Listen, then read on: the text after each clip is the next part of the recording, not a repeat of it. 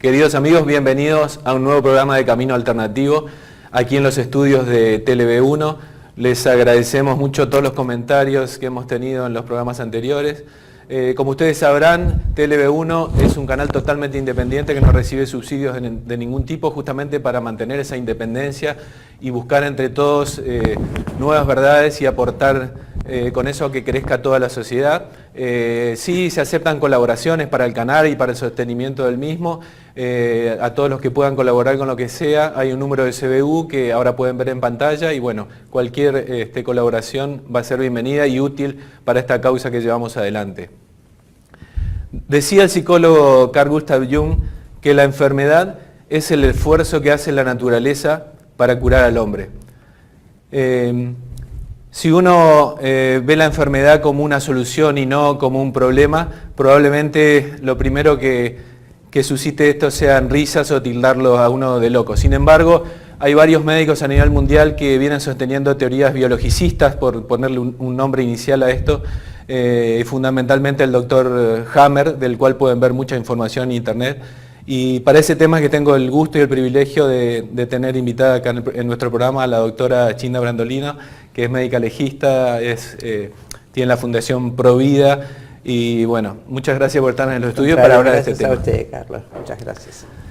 Bueno, como le decía recién, para la mayoría de las personas la enfermedad, doctora, es siempre un enemigo y siempre un problema. Sin embargo, desde el planteo de Hammer y de algunos otros médicos como Claude Sabat en Francia, por ejemplo, con la biología total y demás, han hecho un replanteo, casi un cambio de paradigma desde la visión de la medicina en cuanto a la enfermedad, planteando como que en realidad es casi, la enfermedad es como una pseudo solución que pone el cerebro o la naturaleza para solucionar algún problema que tenga la persona. Bueno, mucho antes de Hammer yo aprendí de mi padre, que era médico, y seguramente de la escuela de Alexis Carrel y de la escuela homeopática del gran médico que fue Hahnemann, el fundador, que a su vez se basaba en Hipócrates, que la enfermedad es un intento del organismo por recuperar la salud. Ese concepto es muy antiguo y es sabio, por supuesto. Aquello que dice Hahnemann, ¿no? Que la enfermedad es centrípeta, va hacia adentro, y la curación va hacia afuera, es centrífuga. ¿Qué significa? Que la enfermedad es una realidad nuestra, no es algo provocado desde afuera, es ontológica, hace a todo el ser humano, es una respuesta del ser humano ante una noxa o agresión. Y es una respuesta que tiene un fin, por eso te mencioné Aristóteles. No hay nada en la naturaleza que sea porque sí, azaroso o vano, sino que ante una determinada agresión que recibe el organismo, toda esta unidad, que es el cuerpo humano con su alma, ¿no es cierto?, esa unidad ontológica, sustancia individual de naturaleza racional, pone en juego todo un mecanismo para recuperar esa salud o armonía perdida. Entonces, primero rescatamos que la salud no es un equilibrio, como dice la OMS, porque hay equilibrios patológicos y equilibrios nefandos. Es una armonía donde todas las partes de ese todo que hace al ser humano cumplen su causa final, dijera Aristóteles, es decir, la finalidad para la que fueron hechas. Cuando todas las partes cumplen su fin, ese todo que es el ser humano, alma y cuerpo, funciona en armonía. Cuando algo agrede de alguna forma esa unidad, todo el cuerpo humano con su alma pone en juego un mecanismo para restablecer esa armonía perdida. Eso es la enfermedad, siempre, no a veces. Siempre es el intento del organismo de recuperar la armonía perdida. Y el ser humano responde todo, no responde una parte. Por eso ese desafío que quedará para otra entrevista, que a lo mejor alguna vez tenemos, sobre el trasplante de órganos. No se puede estar un poco vivo y un poco muerto. El ser humano está todo vivo o está todo muerto, ¿no es cierto? Y esa verdad hace una brecha en todas las estructuras de la medicina actual, como también lo que usted me pregunta, ¿no?, ¿qué es la enfermedad? En el último tiempo ha tenido mucha repercusión, tanto en internet por algunas cuestiones puntuales que le han pasado a él, los descubrimientos y las leyes que ha hecho el doctor Rick Hammer. Uno revisa la historia de Hammer y es un oncólogo con alguna trayectoria importante en su país y sin embargo a él lo sorprende un hecho puntual de su vida que es el fallecimiento de su hijo y eso le empieza a trabajar la cabeza tanto por la enfermedad que tiene su esposa, que luego fallece, como por la que tiene luego él.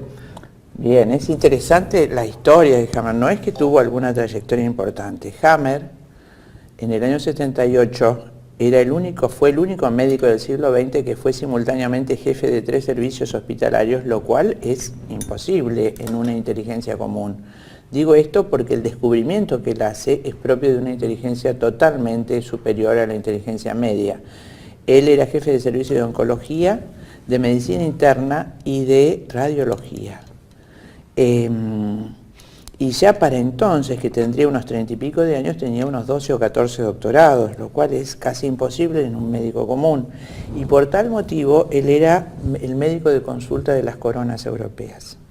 Así estaban las cosas cuando asiste justamente en un yate al rey destronado de Italia, al rey Víctor Manuel de Saboya, ¿no? Estaba él, el rey, con su familia, y él asiste a atenderlo y también en una escapada ligera de pequeñas vacaciones, pero en realidad la finalidad era atender al rey, con su esposa, la doctora Hammer, oncóloga como él y compañera de investigaciones, y su hijo, Dick Hammer, de 16 años. A pesar de sus 16 años, este joven era alto como su papá, grandote, ¿no? Parecía un hombre mucho más grande si uno no le veía la carita, y como su padre y su madre alpinista, también vegetarianos, comían comida orgánica, ¿no es cierto? Nunca habían fumado ni tomado alcohol. En ese sentido, en los países nórdicos la ley es muy estricta, los médicos no pueden tomar alcohol ni fumar, es decir, utilizar sustancias que sean psicoactivas en algún sentido porque pueden alterar su actividad médica. Ellos respondían legalmente a esos requisitos y mucho más por esos hábitos que acabo de decir, ¿no es cierto? ¿Qué quiero decir con esto? Que ellos estarían exentos de lo que llamamos factores de riesgo coadyuvantes o causales según la medicina convencional, no voy a decir tradicional, sino convencional, estaban ajenos a las causas que la medicina convencional atribuye al cáncer, ¿no es cierto? Así las cosas, en un intento de asesinato al rey, alguien, para evitar problemas, no voy a decir quién, en un intento de asesinato al rey, por error, le pega un tiro al hijo de Hammer, que estaba, por eso dije que era grandote, estaba acostado en la cubierta y tapado, y el homicida, confundido, cree que es el rey a quien quería atacar, y una bala en el pecho del joven hace un estrago, el joven queda internado varios días, y no recuerdo, sino algo de más de un mes, donde se le hace lo que nosotros consideramos un encarnizamiento terapéutico. El mismo Hammer, azorado, ve cómo se destroza a su hijo en el intento de que viva. ¿No es cierto? El chico, después de ese terrible sufrimiento, muere. Y con el agravante de que el gobierno alemán no quiere problemas con el gobierno italiano, entonces Hammer se queda solo en esa agresión terrible a su vida. Además nos tenemos que imaginar en Alemania, donde los hijos son rarísimos, un matrimonio ya grande, con un solo hijo adolescente, su tesoro, su único tesoro en la tierra, ¿no es cierto?, se pierde de esa manera. Curioso, ¿no?, cómo Dios, nuestro Señor, hace o permite las cosas, ¿no?, para de alguna manera darnos luz con estas grandes inteligencias. A los 6 meses de muerto el joven, Hammer hace un cáncer de testículo izquierdo y su esposa, la doctora Hammer, hace un cáncer de mama izquierda. Yo arribo a esta teoría en los años 90 y unos años antes mi madre, justamente en el año 83, había muerto de cáncer de mama izquierda después de que un hermanito mío murió de leucemia. Entonces, inmediatamente al ver la tesis de Hammer, me tocó, como nos pasa a muchos médicos, muy de cerca, porque recordé todos los casos de mi familia que me han padecido y muerto por esta enfermedad. La doctora Hammer, a pesar de que estamos hablando del lugar de mayor desarrollo médico del mundo, Alemania, A pesar de aplicadas todas las terapéuticas convencionales, la doctora Hammer en pocos meses muere de cáncer de mama izquierda. El doctor Hammer tiene entonces un cáncer de testículo izquierdo. Interesante lo que yo tengo su cassette en alemán. Él dice, ¿cómo puede ser? Piensa, él mismo reflexiona de esta manera, ¿cómo puede ser que dos personas totalmente sanas, por una cosa tan dolorosa, los dos hemos tenido un cáncer tan vinculado a la paternidad y a la maternidad? Entonces, le pide a su hijo, el doctor Hammer era un hombre creyente, si bien creo que de religión luterana, él le pide a su hijo que lo ayude. Él se da cuenta que había algo muy importante que él no estaba viendo, esa intuición que seguramente el Creador puso en su alma, y le pide a su hijo que donde esté, que lo ayude, porque él se daba cuenta que había algo muy grande que tenía que aclarar. Y dice Hammer, recuperé la costumbre perdida por nosotros los médicos de sentarme en la cama de mis pacientes y preguntarles a todos, ¿por qué cree usted, señor o señora, que se ha enfermado? En ese momento tenía más de 1000 pacientes con cáncer, Hammer, lo cual para uno de nosotros es una cantidad exorbitante, imposible de atender, ¿no es cierto? Y cuenta él, personalmente, después de este vasto interrogatorio, constaté que no el 90%, ni el 95%, ni el 80%, sino el 100% de mis pacientes, todos mis pacientes de cáncer, habían sufrido entre 6 y 14 meses antes de la manifestación clínica del cáncer, lo que él llama en este momento, y llamaremos todos, un shock psicobiológico. ¿Qué es un shock? Como acabo de decir, es un sufrimiento agudo, rápido, urgente, una cosa, no es un sufrimiento arrastrado, que los hay y terribles, no es esa, es sino un sufrimiento de golpe para el cual no hay adaptación posible, no hay reflexión, no hay, sin pensar, hoy mataron a mi hijo, hoy a mi esposo lo atropelló un auto, hoy me quedé sin trabajo, llegué al trabajo y cerró la empresa. Eso que llama un shock psicobiológico, y acá viene la segunda parte, ¿no es cierto? ¿Cómo arriba Hammer a ese diagnóstico psicobiológico? En ese momento, como fíjense, en el año 78, más o menos en nuestro país recién empezaba a usarse la ecografía, ¿no? Como adelanto, esta forma de diagnóstico a través del sonido, como el sonar, ¿no es cierto?, en el barco, en el submarino, que emite sonidos, choca contra el cuerpo sólido, vuelve, eso se grafica y el barco puede tantear en dónde está ubicado en la oscuridad. La ecografía también hace eso, emite un sonido no perceptible para el oído humano, choca contra los órganos y al volver se grafica. Un adelanto extraordinario como método de diagnóstico. Y en cambio en Alemania, en ese año, ya era rutina hacer un escáner tomográfico, es decir, una tomografía cerebral a todos los pacientes con cáncer. O sea, había realmente mucha distancia entre el adelanto técnico que teníamos aquí en ese momento y el que había allí en Alemania. Y él, respondiendo a esa obligación, encuentra que todos los pacientes, estamos hablando de 1000 y pico de pacientes con cáncer, al revisar sus tomografías cerebrales, ve que hay una mancha, hay una zona más oscura, más densa tomográficamente. En el momento magnético de la tomografía se capta una imagen y hay una zona que se sigue enseñando desgraciadamente en nuestro medio, que son artefactos, es decir, errores de la máquina. Eso es lo que ve el doctor Hammer, pero le llama tanto la atención, claro, en esa cantidad, y siendo tan ordenado y tan rutinario, le parece ver que ese artefacto, ese error de la máquina, estaba en el mismo lugar. En todos los pacientes que tenían cáncer de páncreas, por ejemplo, ese error de la máquina, ese artefacto estaba en el mismo lugar del cerebro. Y en cambio los que tenían cáncer, las pacientes con cáncer de mama derecha, tenían ese artefacto en el mismo lugar, y los que tenían cáncer de mama izquierda, por ejemplo, todos en el mismo lugar, o en el ovario. Entonces, o sea, imagínense, Carlos, él ve eso como buen médico, él su tomografía la analizaba con lupa. Y entonces describe eso que llamamos artefacto, es como una mancha de círculos concéntricos en un... Entonces allí, ante esa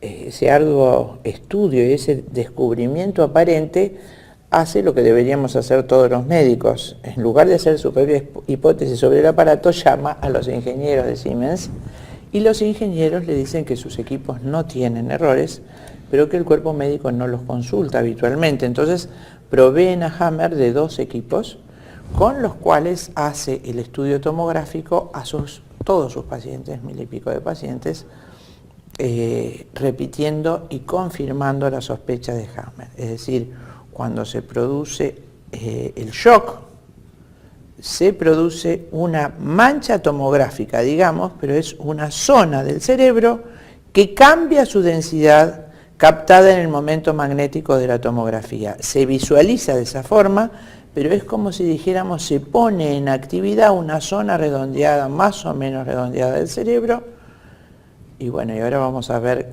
de qué se trata. Entonces, perdón, entonces eso que descubre Hammer, aparte del shock sorpresivo que usted explicaba recién, que él lo tuvo puntualmente con su hijo, él constata que no son errores de los aparatos que utiliza, sino que encuentra algo en común a todos los pacientes con una determinada patología. Exactamente. Entonces, separamos el primer descubrimiento que hace Hammer es lo que él llama la primera ley férrea del cáncer. Un shock psicobiológico que nos toma a contrapié y vivimos en soledad. En todos sus 1000 y pico de pacientes y los posteriores, Hammer curó 11.000 pacientes.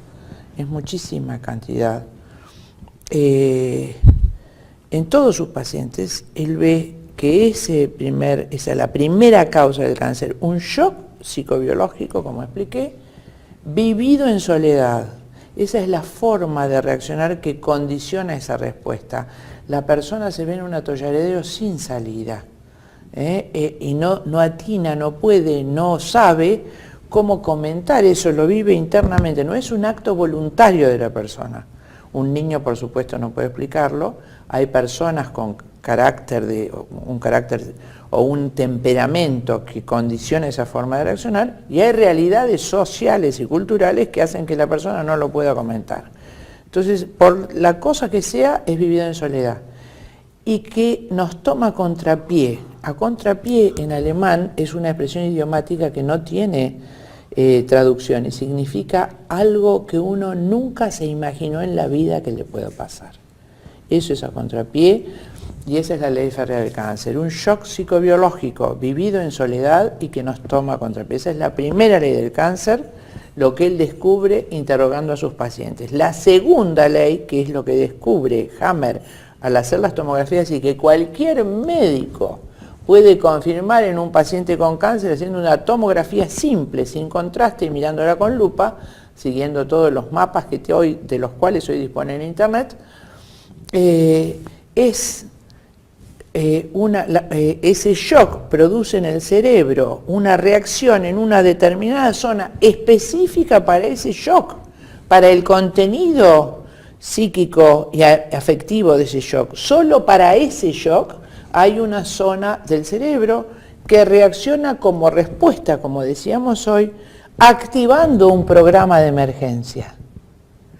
Eso es la respuesta. Y esa zona del cerebro que responde frente a esa agresión se ve perfectamente en el momento magnético de la tomografía simple.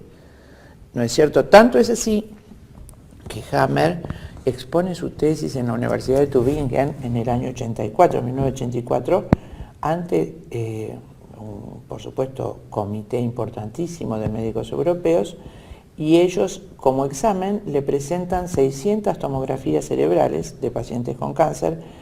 Hammer, sin conocer a los pacientes ni haberlos visto nunca, describe perfectamente qué cáncer tenía esa persona y en qué estadio se encontraba el mismo.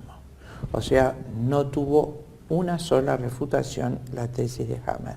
O sea que demuestra de una manera, para los que les interesa tanto las demostraciones científicas y demás, de una forma exactamente científica. Absolutamente. La hipótesis que en un principio tenía. Absolutamente. Hammer es un hombre de ciencia, ante todo, no lo podemos catalogar de otra. Hay otras formas también un poco menos científicas y no menos legítimas que hablan de estas cosas, pero me remito exclusivamente al doctor Hammer porque fue un científico de primera línea y su metodología fue rigurosamente científica en todos los pasos. O sea, no hay objeción porque él ha demostrado, no solo científicamente, tecnológicamente y con todos los medios de diagnóstico disponibles, su tesis. Entonces ya no hablamos de una hipótesis, hablamos de una teoría o de una ley, por eso le llaman leyes, no solo confirmadas por él, sino que cualquier médico que quiera estudiar esto y quiera verificarlo con las tomografías lo puede hacer. Volviendo un poco a lo que le ocurrió a él con su hijo, ¿cuál fue ese programa de emergencia en el caso puntual de él? Como para explicarle un poco a la gente en la parte práctica, ¿cuál es esa supuesta solución que manda el cerebro como puede a un conflicto? Vamos a ver la diferencia ontológica que existe entre el varón y la mujer. Es absolutamente distinta la forma biológica en que reacciona una persona y otra. En el caso de la mujer, si me observan en la cámara, el bebé se pone de esta forma, ¿no? En la mujer diestra. Entonces, recordamos que las imágenes cerebrales son inversas según la persona sea diestra o zurda, ¿no es cierto? Tenga su mano hábil del lado izquierdo o derecho. La inmensa mayoría de las personas son diestras y existe también, de acuerdo a Hammer, una porción de gente que es zurda que tendría también una función comunitaria en caso de la presencia masiva de cáncer. Es algo interesantísimo, pero eso no vamos a alcanzar a explicarlo. Solo diré que en la mujer diestra el bebé se toma con el brazo izquierdo y se amamanta de esta manera. Generalmente el compañero está del lado derecho. En el cerebro, el peligro de muerte de un hijo, el cerebro que es biológico, el cerebro es una computadora, no piensa, el cerebro actúa de acuerdo a lo que la psique, mente, alma, no sé qué es, donde está el pensamiento no está en el cerebro. El pensamiento acciona en el cerebro, de alguna forma acciona en el cerebro. Por eso Hahnemann, no solo Hahnemann, el autor de homeopatía, sino Hammer, considera que el cerebro es el intermediario entre la psique o mente y el soma o cuerpo. ¿No es cierto? Entonces, cuando en esa cosa que no sabemos qué es la mente, ¿no es cierto? Los antiguos lo definirían como ánima o psique, ¿no es cierto? Decían que somos seres animados, a diferencia de las rocas o de la arena, porque tenemos ánima, ese hálito de vida que tiene nuestro cuerpo, seamos seres humanos, animales o plantas. Ese hálito, ese es el que recibe el shock emocional. Esa psique, decían los griegos, mente, no sabemos. Cuando nuestra mente recibe ese shock terrible que lo sacude, acciona inmediatamente en el cerebro, que es la computadora que dirige nuestro cuerpo, podemos decir es el CPU, ¿no es cierto? Que manda inmediatamente a reaccionar de acuerdo a ese reclamo de la mente ante esa situación de emergencia. Imagínense, se muere mi hijo. El cerebro de la madre inmediatamente concibe, para evitar la muerte de ese niño, darle de mamar. No piensa de otra manera. El único recurso biológico que tiene un ser humano o un animal mamífero frente al peligro de muerte de su hijo es abrazarlo y nutrirlo.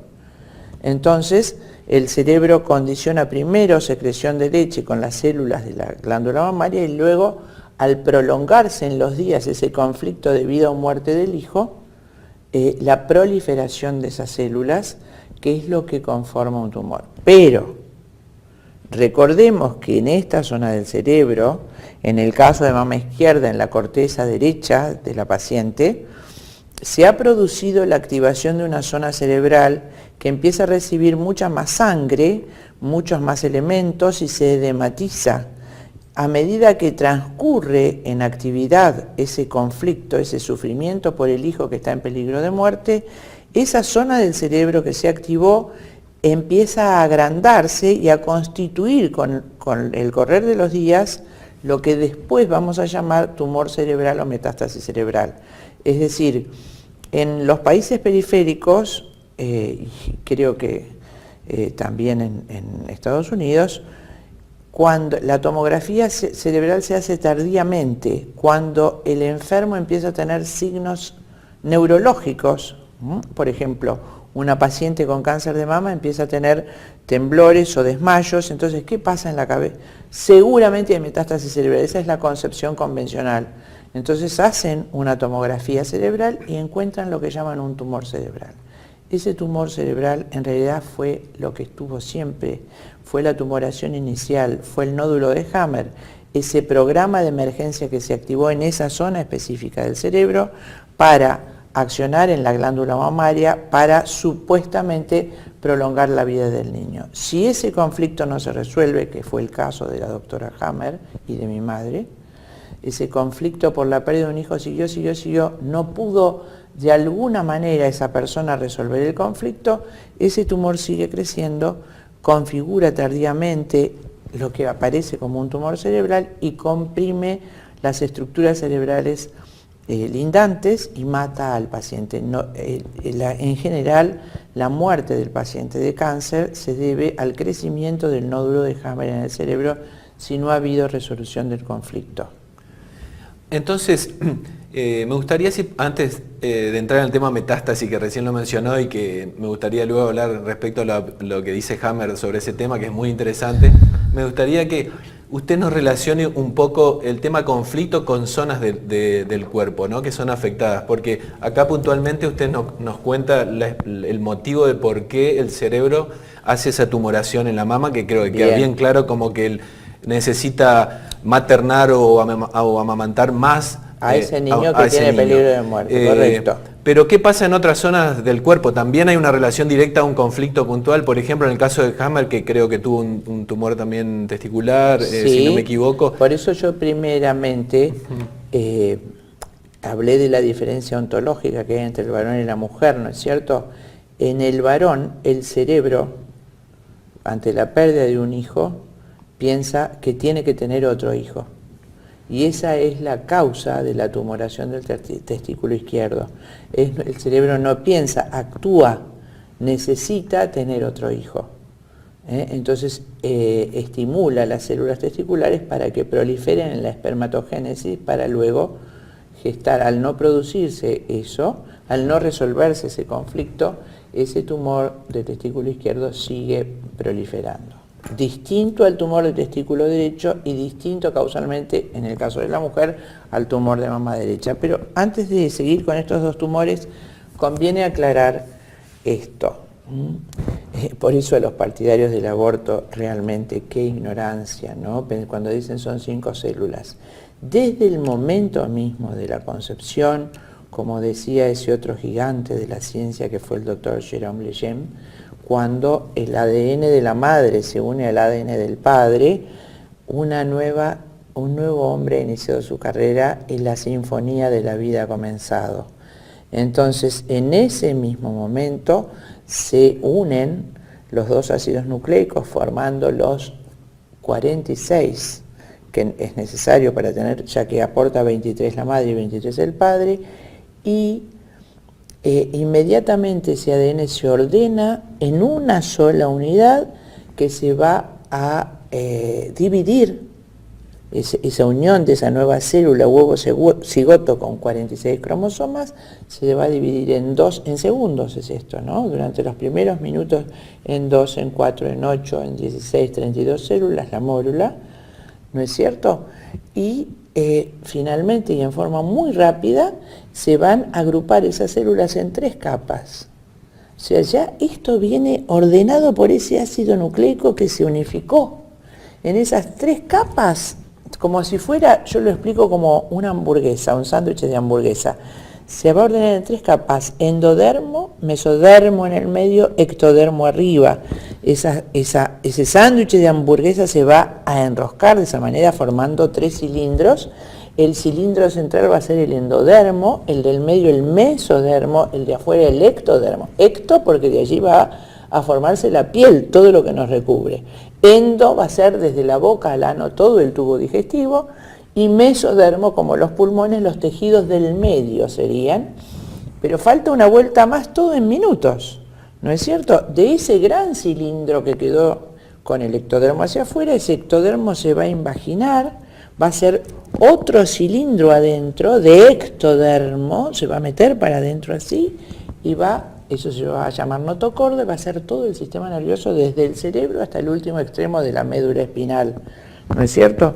Pero con la particularidad, entonces va a quedar ectodermo, adentro un cilindro de ectodermo también notocorda, mesodermo, del que van a venir los órganos intermedios, y endodermo, el aparato digestivo con sus glándulas. Para cada célula de esa notocorda o sistema nervioso que se está haciendo, durante toda nuestra vida, va a haber una célula correspondiente del cuerpo, del soma, que va a depender para toda la vida, y se van, aún las células madres que las van a reemplazar. Esta maravilla extraordinaria, cuando algún ignorante dice que esto se hace por azar, es imposible que esto se haga por azar. Hay un orden y una causa final en cada una de esas células, como lo vislumbraba Aristóteles, vuelvo a decir. Entonces, quiere decir que si hay una agresión, el sistema nervioso, que está ordenado para resolver cada uno de los conflictos que su vida terrenal le presenta, va a disponer de una acción directa sobre la parte del cuerpo que tiene que estar involucrada en la solución de ese conflicto.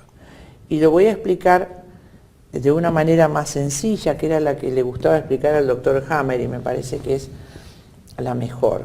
Por ejemplo, el conflicto de morir, de muerte, de sensación o peligro de muerte inminente, ¿no es cierto? Y lo explicaba Hammer con un ratón, que está buenísima la explicación.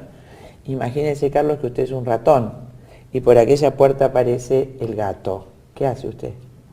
Corro.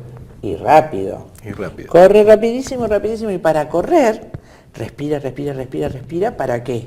Para que el oxígeno que nosotros adquirimos en la respiración vaya a la sangre lo distribuya en todas nuestras células musculares y podamos correr para salvar la vida.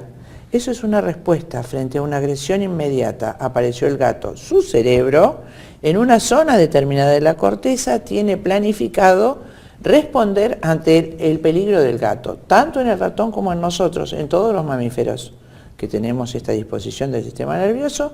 Entonces, esa zona del cerebro del ratón actúa sobre primero, segrega una hormona que se llama adrenalina, que es la hormona del miedo, ¿ok? Y la adrenalina actúa en dos órganos, en todo el cuerpo, pero fundamentalmente en dos aparatos. El aparato cardiovascular, para que el corazón lata más rápido y más fuerte, para que mande más sangre al aparato respiratorio, esté el oxígeno y vaya a los músculos para que el ratón pueda correr. Y sobre los pulmoncitos del ratón, para que se pongan bien gorditos los alvéolos, y entonces la sangre arterial tome rápidamente el oxígeno y vaya a alimentar rápido los músculos para que el ratoncito siga corriendo. Si no pasara así, el ratón no puede correr y el gato se lo come. ¿Eso está claro? Bueno, ahora imagínese, eso se resuelve en 15 minutos, ¿no es cierto? O se lo comió el gato, o el ratoncito encontró la cueva y se salvó. Pero resulta que usted es fumador. Y un día empieza a toser, como ahora, pero mucho, mucho, mucho, y va al médico. Y el médico no ha estudiado al doctor Hammer. Y entonces el médico ve una imagen toda sucia de sus pulmones y dice, esto no me gusta nada. Y usted, que no es el ratón, sino que es un ser humano que piensa, tiene esa debilidad terrible que es pensar y razonar, y el médico puso esa cara de que un gato gigante lo está asolando, que es, voy a hacer una nueva radiografía, pero es posible que usted tenga, ¿qué, doctor? Un cáncer, y puede ser. Para usted, que es el ratón, el médico es el gato, y su cerebro empieza a soltar adrenalina porque el peligro de muerte lo está acosando. Pero como usted no es un ratón y el médico no es un gato, sino es una enfermedad que va a asolarlo en un futuro o ahora, y usted no sabe, Su cerebro da la orden rápido a que se libere adrenalina, porque el cerebro no sabe esto, sabe que usted tiene que huir de ese peligro de muerte, tiene que escapar, tiene que correr, y para correr necesita oxígeno. Eso es todo lo que puede hacer el cerebro, como en el caso que hoy explicaba del tumor de mamá. El cerebro, ante el peligro de muerte que ha representado ese médico que le dijo que usted podía tener cáncer, lo único que sabe es que usted tiene que huir. Y para huir tiene que correr, y para correr tiene que respirar mucho. Entonces, el primer día, la adrenalina solo hace que las células pulmonares se ingurgiten, los alvéolos se engorden, haya mucha más circulación, empieza con palpitaciones y que no duerma, tiene insomnio también, se pone todo frío, porque la sangre, en vez de ir al todo el cuerpo, por acción de la adrenalina va a ir al corazón, a los pulmones, a los órganos centrales para que usted pueda correr.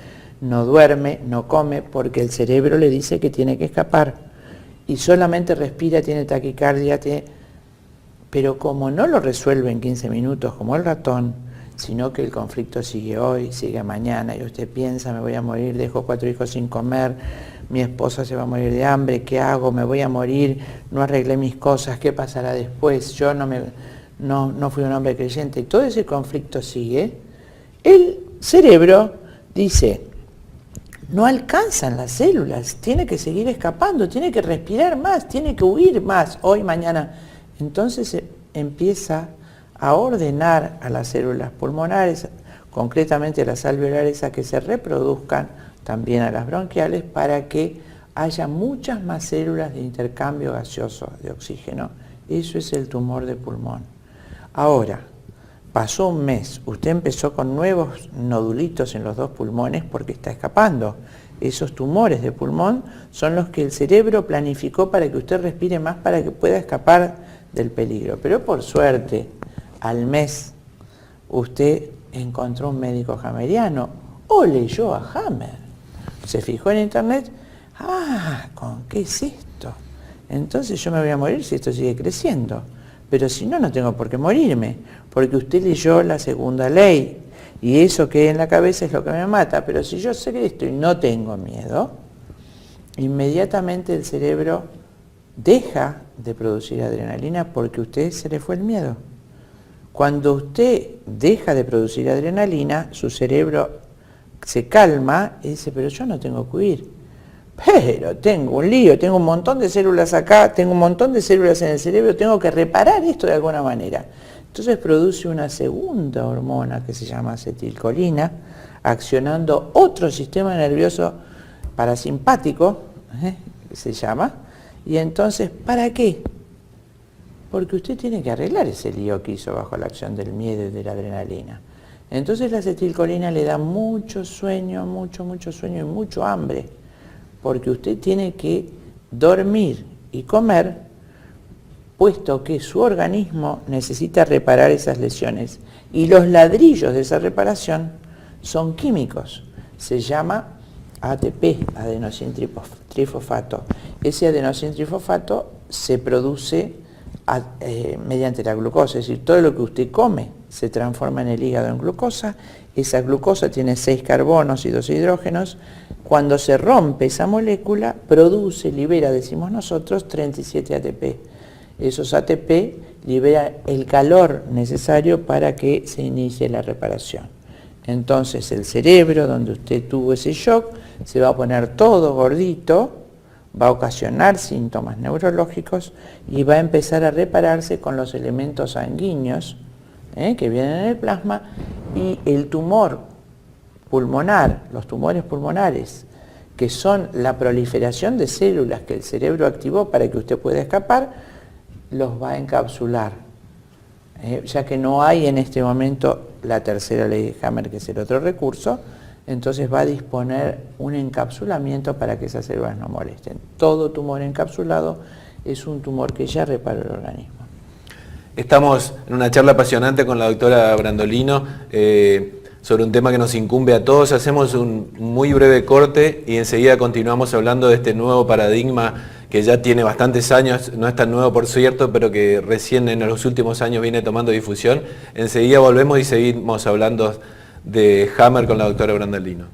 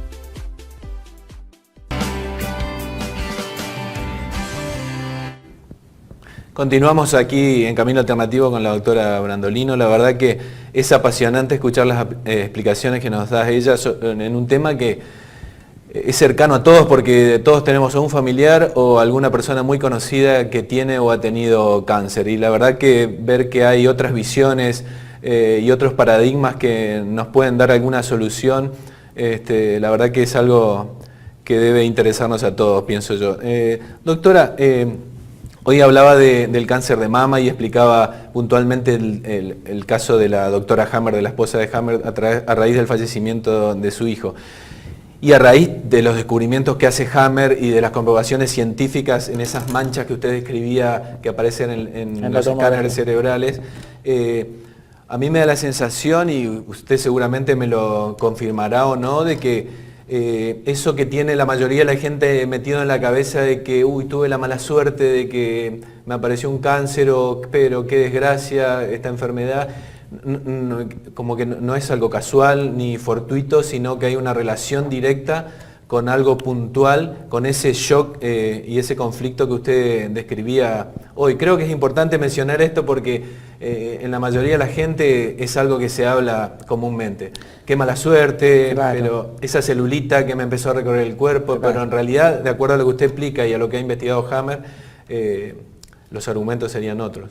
Por supuesto. Entonces, quedar en claro que no es una casualidad, que es un programa de emergencia que tiende en realidad a resolver el problema urgente que se está planteando.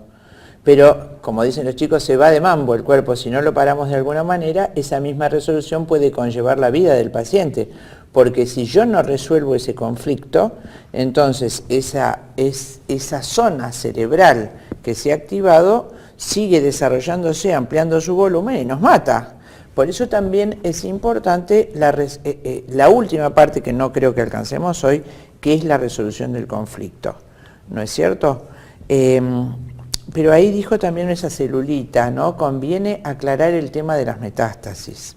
Hay varios aspectos que hay que aclarar que son mitos que se han metido en la cabeza de la gente y que generan ese terror, por lo cual la palabra cáncer siempre es el gato para el paciente que está... Y el médico que tampoco lo sabe, ¿no es cierto? También el médico padece cáncer. El médico que no conoce a Hammer y que no ha leído esto no tiene por qué haberlo leído, porque esto se ha frenado totalmente la difusión, aunque se hace de todas maneras, porque siempre digo, la verdad tiene su propio peso y tarde o temprano va a llegar a todo el mundo.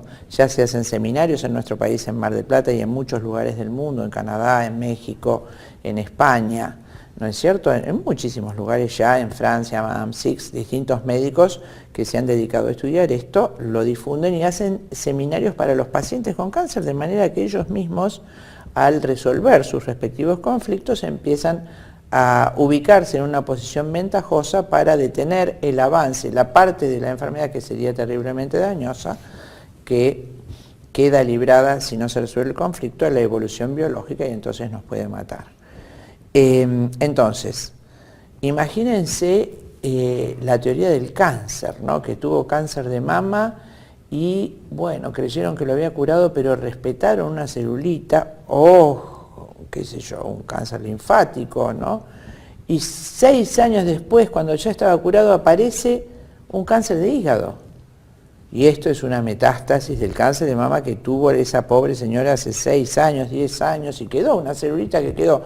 A pesar de que la operaron, le sacaron la mama, le dieron quimioterapia que mató a toda una enorme cantidad de células, no solo mamarias, sino detuvo el crecimiento celular de todas las células en ese momento, y además irradiaron esa mama, dieron radiación, mataron todas las células mamarias, no quedó ninguna, pero de alguna manera una célula se salvó de todo eso, una sola, y vivió muchísimos más años de lo que vive una célula mamaria, que una célula mamaria vive unos pocos meses, se va recambiando, ¿no es cierto?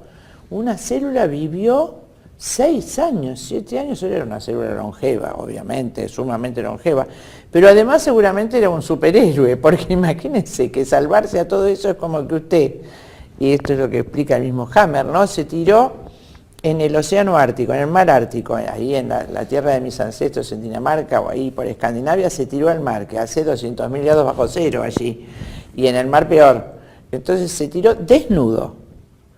nadó, no un día. Imagínense que nadó 7 años sin comer, sin dormir y expuesto a todas las temperaturas, se salvó a los animales, a los tiburones, al cambio sin comer nada. Llegó a Oceanía 7 años después, pero no solo llegó a Oceanía, sino que además se transformó en canguro. Y allí está usted transformado. Eso mismo es la teoría de la metástasis. Imagínense que se salvó la célula mamaria, pasó por un océano y un río que nunca se vio, jamás en estos últimos 100 y pico de años se ha encontrado esa famosa célula, ni en sangre ni en linfa. En ningún frote de laboratorio, frotis, se encontró esa celulita malvada y longeva y superhéroe que rescató. Y entonces esa célula de mama resistió 7 años a todos esos tratamientos, es la única célula mamaria que vivió 7 años y se transformó en célula de hígado. Entonces, ¿cómo se infiere esto? Porque el razonamiento es que siempre que hay este tumor de hígado, muchas veces hubo antes tumor de mama. Entonces, así dicen los médicos, este tumor de hígado es metastásico, tiene que estar la célula original en otro lado. Qué horror si no está. Pero bueno, no importa. Y en realidad, ¿qué es lo que pasó? Imagínense que esa señora, que siempre reacciona de esa manera, es una forma de reaccionar, de no poder compartir ese gran conflicto que tiene. O el señor que tuvo el cáncer de pulmón, que hablábamos hace un ratito, que se asustó, creyó que se iba a morir y desarrolló un cáncer de pulmón. Resulta que tanto la señora con cáncer de mama como el señor con cáncer de pulmón son únicos sostén respectivos de su familia, ¿no es cierto? Y el cáncer, el señor de cáncer de pulmón, vamos a hacer una metástasis rápida, es sostén de familia, le dicen que se va a morir, y bueno, aparece la metástasis en hígado. Y la señora no en ese momento, sino 6 años después, resulta que ya era viuda, no tiene otra familia, y las cosas se ponen mal, se queda sin trabajo, y piensa que no va a poder alimentar a sus hijos. Y es sostén de familia. En los dos casos hay un factor en común con cáncer de hígado. Sostén de familia, nos vamos a morir de hambre, si yo me muero o si yo me quedo sin trabajo. Eso es lo que hay en común entre estos dos casos que yo estoy contando, hipotéticos. Y entonces vamos a ver qué es el hígado. Resulta que el hígado es un órgano extraordinario. Extraordinario, es el órgano que tiene una diversificación, una diversidad de funciones impresionante dentro del cuerpo humano. Es como una factoría, hace todo. Entonces todo lo que nosotros comemos, proteínas, grasas o hidratos de carbono, las enzimas del aparato digestivo, es decir, unas sustancias que hacen que esos alimentos se partan en pedacitos sumamente pequeños, moléculas muy pequeñas que van a atravesar el intestino para llegar al hígado. Cada célula intestinal va a ser rodeada por una venita que va a ser parte de la gran vena porta, transporta ese alimento, todas esas venitas que salen de las células de intestino, cada uno con su carga alimenticia, llegan, confluyen en la vena porta, entran en el hígado, se distribuyen en todo el hígado, y las células hepáticas con esos alimentos tienen que fabricar glucosa. La glucosa es un hidrato de carbono de 6 carbonos y 12 hidrógenos, y luego todas esas moléculas las tiene que guardar, almacenar, entonces las va uniendo una con otra, así las va hilvanando en lo que llamamos un polímero que se llama glucógeno. Millones de moléculas de glucosa en cada célula van a ser almacenadas como glucógeno. ¿Por qué? Porque después, por ejemplo, usted mueve la mano, yo muevo la mano y el hígado me manda la cantidad de moléculas de glucosa que yo necesito para hacer este movimiento. Dije hace un rato que cada molécula al desdoblarse produce 37 ATP, 37 moléculas de energía para que las fibras musculares se puedan mover y hacer este movimiento que estoy haciendo con la mano, o usted está pestañeando o estamos respirando. Cada función de nuestro cuerpo requiere que las moléculas del hígado, el alimento de nuestras células, se parta y nos mande la energía, la nafta necesaria para que podamos hacer eso. Quiere decir que el hígado es el ecónomo, es el que administra la comida de las células. Todo lo que comemos lo almacena, lo guarda ordenadito y lo va mandando a todas las células que requieren comida de nuestro cuerpo. Es el ecónomo, el cocinero, el chef, todo. O sea que cuando nosotros realmente tenemos ese terrible conflicto de Hammer. Me quedo sin trabajo. Yo fui operada de mama hace 6 años. Si hoy me quedo sin trabajo, o usted tiene, de pronto le diagnostican un cáncer de pulmón y es sostén de familia, mi familia se va a morir de hambre. En los dos casos el cerebro, que es biológico, ante morirse de hambre la prole, lo único que se le ocurre es activar el hígado. Porque el hígado tiene que producir comida. ¿Cómo nos vamos a morir de hambre? Guardá glucógeno, hacé glucógeno y guardalo para el hambre que va a tener. Entonces, un día se accionan todas las células, 2 días, pero luego, como el conflicto de hambre sigue, le llama Hammer el conflicto de indigencia, el cerebro en esa zona determinada de la corteza acciona sobre el hígado para que produzca muchas más células hepáticas que produzcan glucógeno y lo almacenen. Eso es el tumor de hígado. Entonces, doctora, para ver si lo entendí bien yo y para la gente que pueda tener ese problema, cuando hay lo que se llama metástasis, no es una celulita que se me dispersó, sino un nuevo conflicto que yo tuve, y por eso quizás se me ocurre ahora el hecho de que algunos tengan una metástasis, o algunas mujeres una metástasis en el hígado y otras no. Quizás no hayan hecho ese conflicto que usted describía recién. Exactamente. O quizás puedan hacer otro y tengan un tumor en otra zona del cuerpo relacionada a eso. ¿Eso puede ocurrir también? Claro, por ejemplo en huesos, que es muy común. Y ese es más reciente, más inmediato. Por eso, a veces cuando se amputa a una mujer de la mama y la mujer se siente automáticamente desvalorizada, es que no tiene sostén en sí misma. El cerebro solamente ante ese mensaje descalcifica las células para que la persona se pueda recostar, puesto que no tiene sostén de afuera. Es más complejo entender el cáncer de huesos y es facilísimo también cuando uno lo entiende. Entonces, no nos va a alcanzar el programa para todos los cánceres, pero sí que quede esta idea. Cada metástasis es un nuevo shock, un nuevo conflicto y un nuevo cáncer. De acuerdo al contenido de ese conflicto va a ser lo que llama la gente metástasis. Y de acuerdo al contenido del primer cáncer también. Interesante es el cáncer de colon, que usted me había preguntado hace un ratito. Imagínense que el colon, el intestino grueso, tiene la función, así como el delgado absorbe los alimentos, el intestino grueso tiene la única función de eliminarlos. ¿Qué elimina? Los desperdicios, lo que no sirve, vamos a decir el término casero, la caca. Entonces todo eso en la inteligencia humana, desde que existe el hombre, todo lo feo, todo lo horrible, todo lo que no sirve, lo identifica con el excremento. Todo el contenido horrible de una vivencia, dicen esto es caca, y el cerebro humano lo registra como el desperdicio que tiene que eliminar el intestino. Entonces cuando, por ejemplo, una estafa, ¿no es cierto? Usted le prestó a su mejor amigo una cantidad de dinero, y te lo doy y usalo, estás en aprietos, pero devolvémelo porque en 6 meses tengo un vencimiento que si no pierdo la casa, por ejemplo. Pero resulta que su amigo a los 6 meses se olvidó que se lo tenía que devolver. Y usted se siente estafado. Hay otra palabra que no voy a decir en el canal, pero que toda nuestra mente identifica eso con caca, ¿no es cierto? Con excremento. Y el cerebro, usted no puede dormir nuevamente, está bajo la acción de la adrenalina. El cerebro entiende que usted tiene que eliminar ese desperdicio, ya que usted lo identifica con caca. ¿Y cuál es el organismo que tiene, el órgano del cuerpo que tiene que eliminar eso? El intestino grueso.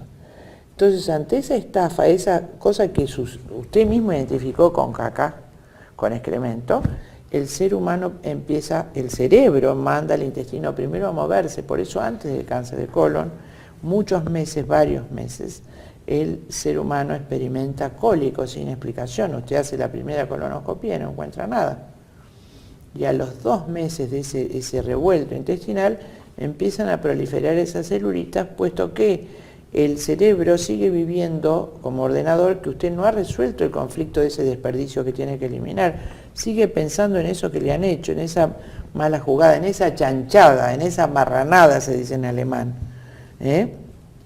Esa chanchada que usted ha recibido, el cerebro solamente sabe que las chanchadas las elimina el intestino. Entonces pasó un mes y usted no ha resuelto ese conflicto, el nódulo de Hammer en el cerebro sigue creciendo y usted su cerebro sigue intentando que el intestino lo elimine, porque él no piensa desperdicio, excremento, tiene que ser eliminado por el intestino grueso, y empiezan a proliferar esas células en el margen del colon, formando lo que llamamos cáncer de colon. ¿Es posible también, doctora, que sea esta misma teoría la que explique por qué muchos tumores se curan solos?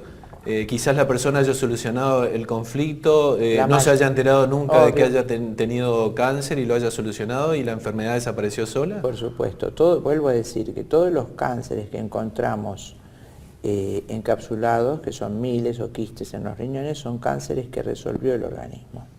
Y que muchas veces, al no conocer esto, cuando el médico con la mejor buena voluntad dice, uy, encontré un tumor por suerte encapsulado, pulmonar, empieza de nuevo el ciclo, el paciente se asusta, empieza de nuevo a generar cánceres o tumores pulmonares y empieza de nuevo a peligrar su vida y a generar otro conflicto, otro nódulo de Hammer en la cabeza con este conflicto. Por eso es tan importante que esto se conozca, ¿no?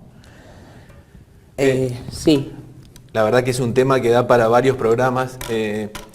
Yo que tengo la suerte de viajar bastante, hay una cosa común que encuentro en cada ciudad, y es que a cada ciudad que voy, todos me dicen lo mismo. Aquí tenemos el récord de enfermos de cáncer.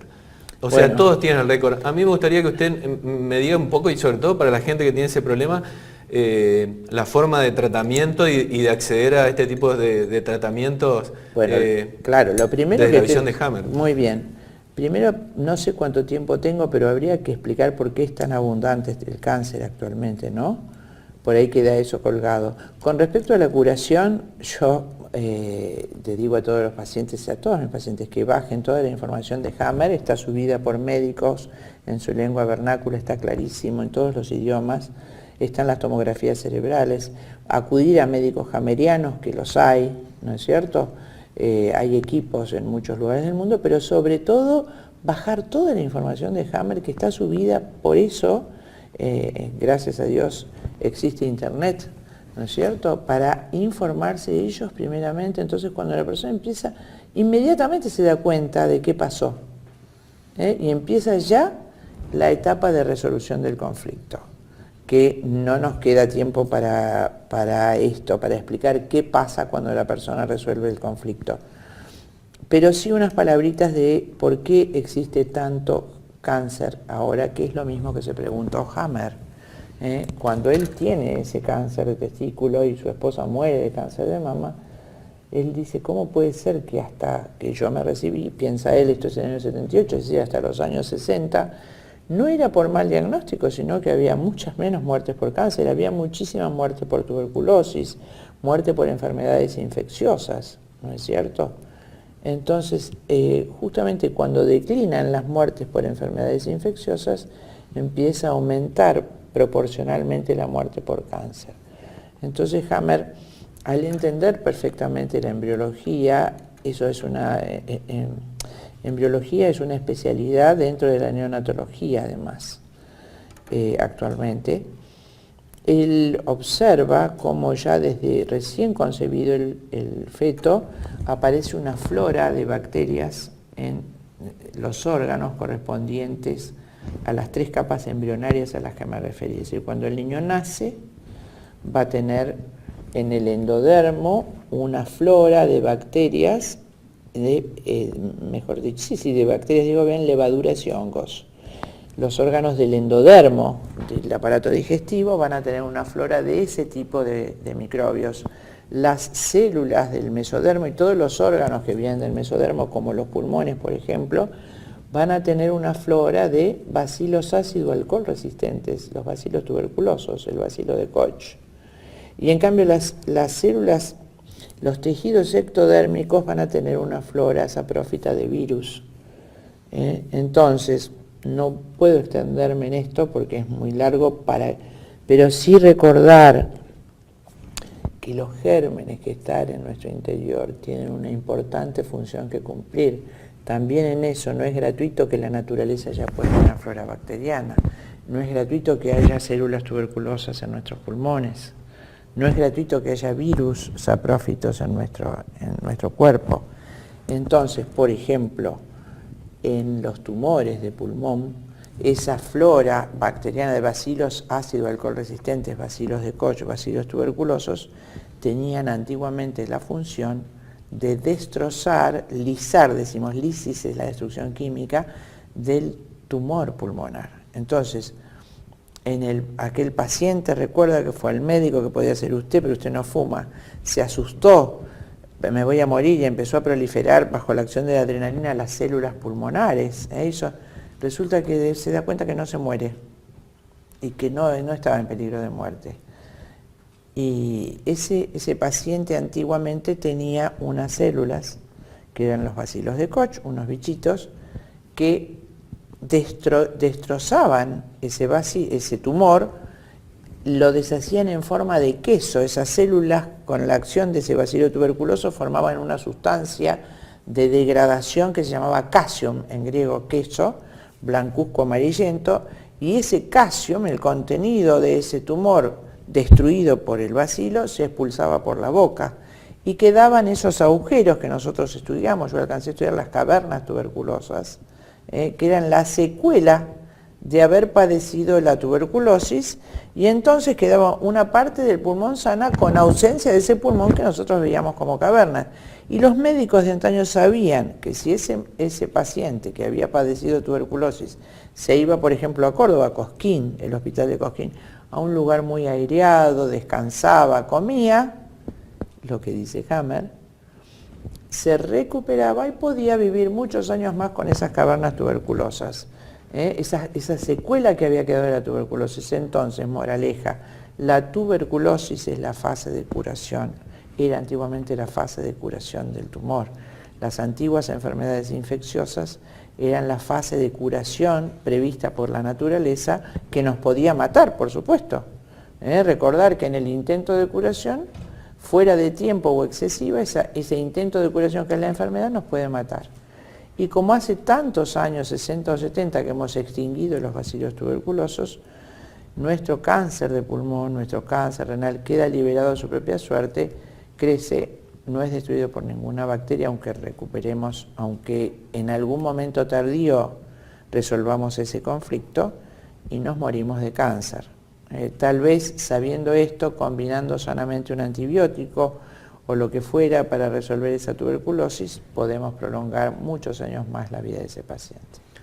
La verdad que creo que es un tema que hace un cambio de paradigma en cuanto a lo que es tratamiento de salud y la visión de la enfermedad en sí.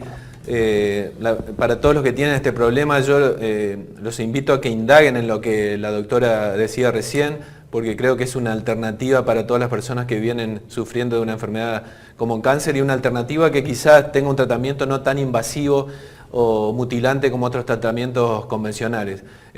Seguramente vamos a tener otro encuentro, doctora, si usted quiere, por este tema y por otros, así que yo le agradezco muchísimo las explicaciones tan detalladas que nos dio, y ha sido un gusto para mí tenerla en Camino Alternativo. El gusto ha sido mío, espero que haya sido claro, aunque es muy difícil de abordar en una cámara este tema, pero espero que haya servido para algo a nuestra audiencia. Gracias a todos y nos encontramos en el próximo Camino Alternativo.